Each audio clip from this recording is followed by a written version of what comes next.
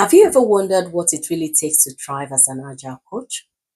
Or maybe you are tired of watching your team spin their wheels without delivering value. In this video, I will share my top 5 takeaways from the book that has been like my agile coaching Bible. The book titled Coaching Agile Teams, written by Lyssa Adkins.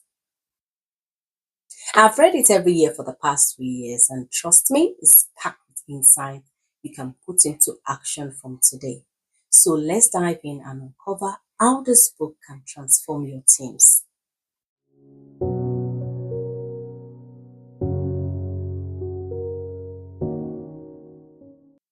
I'm Tutu, an ICF certified coach and agile coach. I coach professionals like you through life's big shifts with my 4-step coaching strategy. But today we want to dive into a book that is practically my agile coaching playbook. The book is titled Coaching Agile Teams by Lyssa Adkins. This isn't just a guide, it's a wake-up call. I call it the original MVP of agile coaching books. So who is it for? Scrum Masters, agile team leads, agile coaches, team coaches, agile managers, tech leads, and even employers of agile coaches. Why? Because understanding what great value coaching looks like is key to driving organizational transformation. Let me tell you what I particularly love about this book. First, the reflective questions at the start of each chapter. They help you tease out the main source and connect deeply with the ideas. Then there are the visual elements that make the concept pop out and capture the essence of what is shared in each of the pages of this book. And let me talk about the metaphor. So if you are a metaphor curious person, you're going to have a blast. It's like a metaphor playground for agile coaches. But I know you are busy, so let me save you some time. Okay, I'm sharing my top 5 takeaway from this book. So are you ready? Steady? Let's dive right in. All right, takeaway number 1. Wear the right hat. And no, I don't mean literally swapping out art like they do in the fashion show. Though that will be fun. It's about mastering the stance of an agile coach. Lyssa says an agile coach is like a shape shifter. Sometimes you're a teacher, sometimes a mentor, a facilitator, a consultant, and sometimes you are just a coach. So think of it like being jack of all trades, but with a purpose. Basically like the Swiss Army knife of the agile world. Now your superpower is knowing which hats to wear and when to wear it. This is about knowing which role to play as an agile coach, which most times depends on what your team needs. And I love using the metaphor for myself of a butterfly. So I can go from one situation to the other wearing the right hat and the right mindset. When your team is new to Agile, you might need to wear the teacher hat. Yes, explain the concept, walk them through the process. It's all about giving them the tools to succeed. But as they grow, it's time to swap the hats for the hat of a coach. Yes, that is where you step back and guide the team to solve their own problem rather than giving them all the answers. Then there's the mentor hat. This is when someone on your team needs a little care or skill, or maybe a pep talk. Maybe they're stuck and you've got the story to inspire them from your own experience. But don't forget, mentoring is about sharing your perspective while leaving the room for theirs. So don't let us forget the role of the as the facilitator or mediator. When discussion gets noisy, you are the one that keeps things productive, making sure everyone feel heard. And if complete conflict pops up, because it always does, that's when you step in as a mediator to help the team navigate through it without drama. Well, not too much drama anyway. So you need some skill set for to be able to settle the conflicts on your team as well.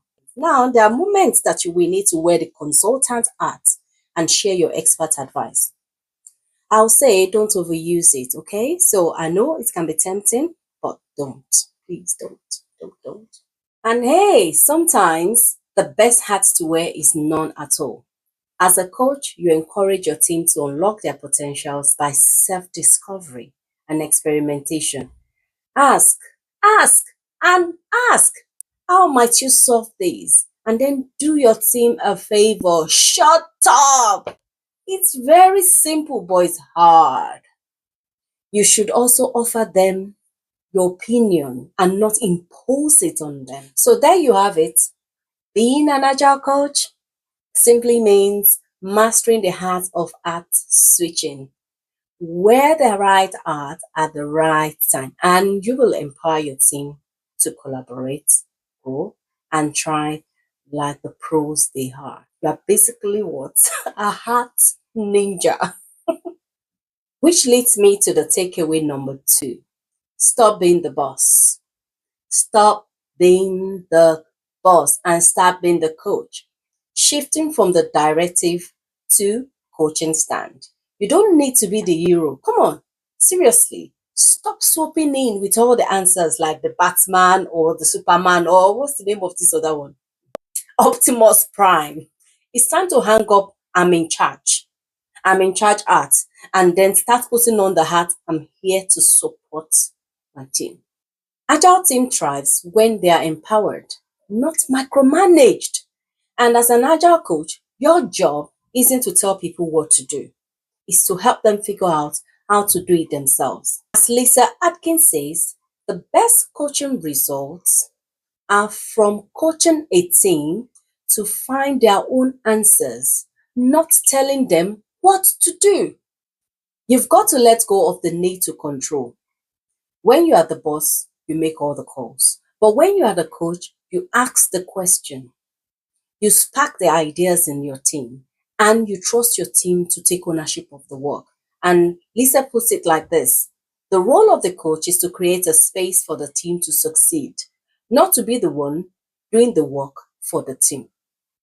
So that's how you build a culture of accountability and self-organization on your team. Let me let you in on the twist. When you stop being the boss, you actually get better results. You are no longer the bottleneck. You are no longer the decision maker. Instead, you are there to guide, to remove roadblocks, and help your team become the very best of themselves. Now, Lyssa says it perfectly. As coaches, we are there to guide, not to provide answers. As a coach, you've got to trust that your team has the ability to solve their own problems. You are there to create an environment where they feel safe to experiment, fail, and learn. As Lyssa reminds us in the book, coaching is about empowering the team to discover their own path forward, not giving them the answers that you think that they need. Let's look at it this way. It's like handing a student the answer during an exam. Here's the problem. The more you step in with solution, the more the team will become reliant on you. They stop building their own problem-solving muscles, and before you know it, you become the single point of failure. Trust me, no one wants that. You don't want that. Neither do the team, and definitely not the organization. Please stop micromanaging. Stop. Please stop. Stop trying to control everything. Start coaching your team and watch them rise to the occasion. Let them hone their successes and grow stronger with every iteration. And agile coaches, we must learn to move away from the directive and allow the team to be able to find their own solution. So let's embrace coaching mindsets, ask powerful questions, and enable your team to grow their own decision-making abilities rather than providing them with the answers. Now, think about it. How will they grow if you're always doing the heavy lifting? Adopt this principle. Do not speak first. Ask questions. Let them figure it out. And yes, it may feel slow at first, but trust the process. Takeaway number 3. High-performing teams don't happen by accident. I learned about creating high-performing team. Last time I checked, high-performing teams aren't born, they are built intentionally. Everybody wants a high-performing team, including you. Yes, I mean you. You want a high-performing team. Guess what? You've got to go through the messy bits. I'm very sorry to burst your bubble, but there's no magic wand to make you get a high-performing team. Those dream teams that you've heard of, the high-performing ones, they are built intentionally, step by step, with lots of patience. And as Lyssa Adkins explains, every team evolves through Bruce Tuckman stages: forming, storming, numbing, and performing. And guess what? The storming phase can be messy. That's when personality clashes, conflict arises, and you start questioning your life choices. Why did I choose this particular role for myself? But here is the thing: conflict is healthy on a team. Conflict isn't the enemy. Avoiding conflict is the problem. Your job is to create a safe space where the team can talk it out and come out stronger. As a coach, your job is to help the team walk through this conflict constructively so they can come out stronger on the other side. You also need to make sure they are clear on their shared purpose.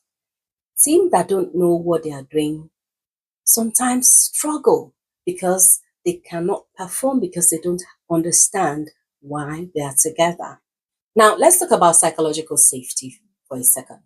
She tells us that it's the glue that holds high performing team together.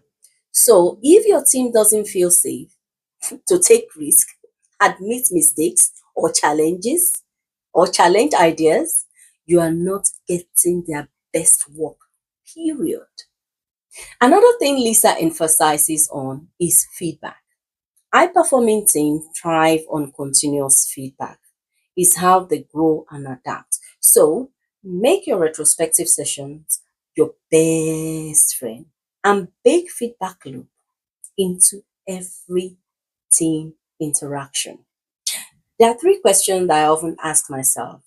And after reading this book, I started asking myself this question: do those I serve grow as agilists? Do they, while still being served, become free to air their opinion? And 3, do people leave my team better than they came? I like the way the concept of servant leadership is well explained in the book. We rise by lifting others. So, the bottom line: high performing teams aren't built overnight and they don't just happen. It takes effort, intentionality, and a lot of support from you as a coach. And guess what? They need a great coach like you. So stay intentional and trust the process. Takeaway number 4: get comfortable with chaos. It's about navigating complexity and change. Like, we can all relate with this. Why do we keep changing the sprint's goal? Somebody tell me why. But that's the beauty of it. Your role as a coach is to help team navigate the uncertainty without losing their mind or the velocity. Agile team works in an environment that is messy, unpredictable, and constantly changing. It's like trying to bake a cake while the recipe keeps updating in real time. What you get will be messy and chaotic. Well, as an agile coach, your job isn't to eliminate the chaos, it's to help your team navigate through it. Now, Lyssa Adkins puts it perfectly. Chaos isn't a problem, it's where creativity lies. And here is what that means. First, you need to let go of control. I know it's hard, but instead of trying to fix everything, trust your team to adapt, self organize, and find their own path forward. You are not there to be the hero, you are there to empower them. So when chaos hits, and it always does, your job is to guide the team, help them stay focused on their goals, even when situations feel Not so good. Break the problem into smaller pieces, smaller chunks, and iterate and keep experimenting. Chaos isn't your enemy, it's your ticket to innovation. When the team feels overwhelmed, you are their anchor. And by staying calm and showing adaptability, you will teach them to do the same. Because honestly, Agile isn't about eliminating the chaos, it's about thriving in it. Know that and know peace. So, Agile coaching is about guiding teams through uncertainty and complexity. This requires resilience, adaptability, and system thinking to understand how team dynamics and organizational structure influences outcomes, and remind everyone that Agile isn't about being perfect, it's about making progress. Here comes the part I love the most, the last takeaway, and it's a big one. Work on you. This is about your personal growth and self mastery. If you are not taking care of yourself, how can you possibly show up as the best coach for your team? Lyssa Adkins says, you can't help others grow if you aren't growing yourself. And that means you start with you. Self awareness is key. Know your triggers, manage your emotions, deal with yourself, get a coach. Being an agile coach isn't just about knowing the frameworks and tools. It's about who you are as a person, using yourself as the tool in the transformation process. When you are grounded, focused, and self aware, you can lead your team with clarity and confidence. But when you are burnt out or frustrated, you're going to reflect that onto your team. And that is not the kind of energy you want to bring into the room. Lyssa really drives this home. If you want your team to evolve, you must first evolve yourself. It's like putting your own oxygen mask on first. Yes, you can't pour from an empty cup. You've got to be in a good place mentally, emotionally, and physically before you can help your team thrive. This is where self awareness comes in. When you understand your own triggers, your strengths, your weaknesses, your blind spots, you're better equipped to coach without your own packages intruding on the team or getting in the way. And as Lyssa puts it, self awareness allows you to be present for your team without letting your own baggage hijack the coaching process. So, to be an effective agile coach, self awareness, continuous personal development are very essential. Reflect on your own behaviors, your biases, your triggers, and practice mindfulness and emotional intelligence to remain centered and open during challenging situations. I tell you something, this book will smack you in the face with big truths. If you're not growing, your team isn't either. It is not just about working on your coaching skills, it's about working on your mindset. The more you develop yourself, the better you are. You can help other people. You can help other people grow. Lyssa calls it modeling the behavior you want to see in your team. If you want them to show up with curiosity, accountability, and growth mindset, you better be modeling that for them too. It's not something that can easily be achieved. Whatever it takes for you to level up, just do it. Period. Just do it. Make it happen. This is where I recommend getting aligned with ICF International Coaching Federation competencies. Watch my video on Agile versus professional coaching for more insights. I will leave the link in the description. And one thing I got from the book as well is that you're not just coaching the team, you're coaching yourself along the way. Every coaching session, every team interaction is a chance to grow and evolve. And as Lyssa says, coaching is an ongoing process of self-discovery and learning. So keep doing the work you're doing on yourself. It will only make you a better coach for your team.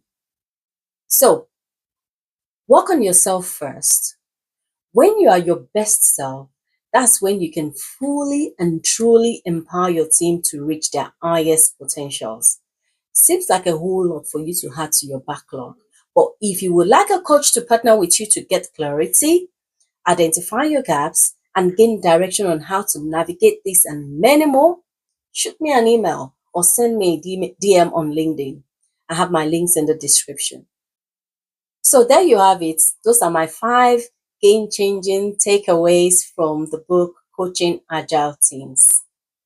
I highly recommend you pick up the book Coaching Agile Teams by Lyssa Adkins.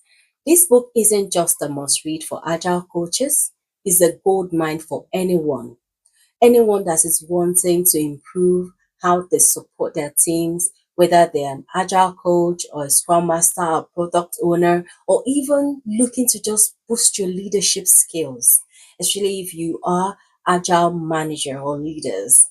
Honestly, I've barely scratched the surface of what this book has to offer, even after reading it 3 times. I read it every year, and it's packed with so much insight and strategies and real world examples and advice that it's going to take me years to cover it, to be able to get the juice out of it. So, if you want to move from just being a team manager to being a true agile coach who knows how to navigate chaos and build high performing teams, this book is your roadmap. Mm. It will make your agile journey with your teams so much more meaningful. And you know what? You deserve it. Yes, you do. Check it out and let me know what you think.